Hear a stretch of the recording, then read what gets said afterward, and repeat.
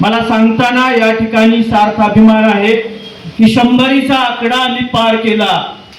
या सातारा जिल्ह्यामध्ये माझे 100 पेक्षा जास्त पदाधिकारी आहेत आणि अजून हा आकडा वाढतच जाणार आहे। कारण पक्ष संघटना वाढ हे आम्ही नावासाठी नाही करत, तर सर्वसामान्य जनतेच्या तळागाळातील व्यक्तीपर्यंत पोहोचून त्याच्या अडचणी समजून घेऊन त्यांचे जे काय प्रश्न असतील, त्यांच्यावरती अन्याय झाला असेल त्याला न्याय मिळवून देण्याची भूमिका ही रिपब्लिकन सेनेची आहे। या ठिकाणी मागच्या काही दिवसापूर्वी 9 दिवस सातारा जिल्ह्याचे जिल्हाध्यक्ष माझ्या महिला भगिनी जिल्हाध्यक्ष पूजाताई हे आंदोलनाला बसले होते। एवढा धो पाऊस पडत होता आणि त्या पावसात 9 दिवस पोटात अन्नाचा कण नाही, नुसत्या पाण्यावरती 9 दिवस माझे दोन्ही जिल्हाध्यक्ष तिथं बसले होते। पण या गेंड्याच्या कातड्याच्या प्रशासनाला त्यांच्या प्रश्न जाणून घ्यायची सुद्धा त्यांच्या म्हणजे माणुसकीच नाहीये। यांना माणूस म्हणू शकत नाही, यांना खुर्चीचा एवढा माज आहे।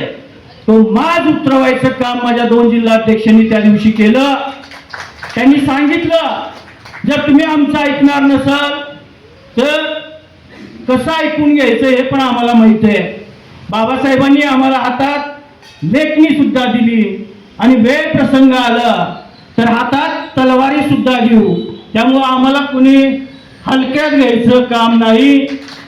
रिपब्लिकन सेनेचे माझ्या महिला भगिनींचा सगळ्यात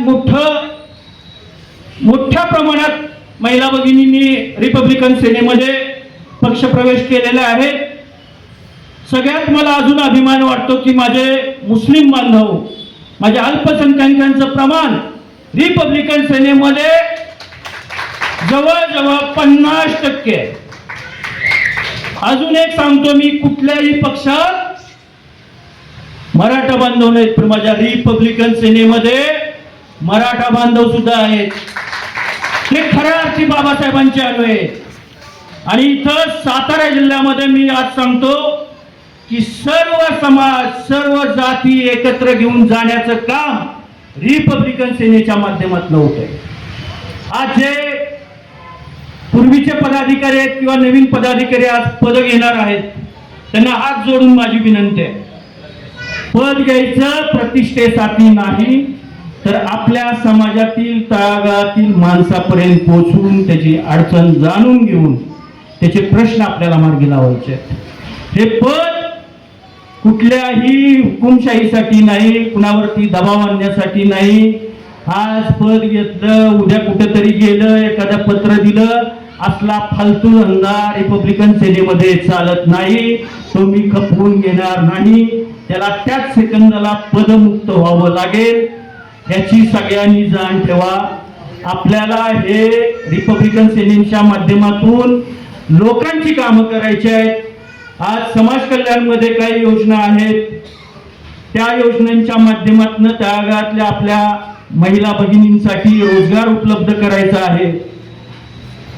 MIDC असेल किंवा बऱ्याच ठिकाणी आज युवक बेरोजगार आहेत, त्यांच्यासाठी आपल्याला रोजगार निर्मितीसाठी सुद्धा आपल्याला प्रयत्न करायचे आहे। मोठ्या प्रमाणात मागासवर्गीय बांधव माझे उद्योजक झाले पाहिजेत, हे एक माझं स्वप्न आहे। त्यासाठी सुद्धा लवकरच आम्ही एक शिबिर घेणार आहे आणि त्याच्यात युवा उद्योजक कसे होतील, त्यांच्या हाताला कसा रोजगार भेटेल, माझ्या प्रत्येक कार्यकर्त्याच्या घरात चूल पेटण्यासाठी कशा पद्धतीने आपण मदत करू, कशा पद्धतीनं रोजगार निर्मिती करू, याच्यासाठी सगळ्यात जास्त काम रिपब्लिकन सेना करणार आहे। तुम्हाला सगळ्यांना माहिती आहे, आज 5 वर्ष झालं रिपब्लिकन सेनेच्या माध्यमातून मी MPC, UPC, आर्मी भरती, पोलीस भरती याच्यासाठी मोफत 4 ते 5 लाखाची पुस्तकं आपण दरवर्षी वाटत असतो। त्याचा एवढाच हेतू आहे की आज माझ्या मागासवर्गीय समाजात सुद्धा कलेक्टर झाला पाहिजे, प्रांत झाला पाहिजे, तहसीलदार झाला पाहिजे, पोलीस अधीक्षक झाला पाहिजे, DYSP झाला पाहिजे। हे स्वप्न उराशी बाळगून आम्ही वर्षाला 4 ते 5 लाखाची पुस्तकं देतो। एखादा गरीब घरचा विद्यार्थी असेल आणि तेही जात पात न बघता, नाहीतर तुम्ही म्हणाल की रमेश उबाळे फक्त बौद्ध समाजाचा आहे किंवा मागास समाजाचा आहे म्हणून तो मागासवर्गीयच लोकांना मदत करतो असं नाही. कोणत्याही समाजाचा विद्यार्थी माझ्याकडे येऊ दे, त्यानं सांगू देत साहेब मला हे पुस्तक पाहिजे, ते पुस्तक देण्याचं काम माझं आहे. मी वर्षाला 5 ते 10 विद्यार्थी दत्तक घेतो, त्यांचं वर्षभराचा खर्च मी त्या माध्यमातून करतो. आपण शिक्षण आणि हॉस्पिटल या 2 गोष्टीमध्ये सगळ्यात जास्त मी काम करतो. कुणाच्या काही अडचणी असतील तर त्यांनी माझ्याशी संपर्क साधावा.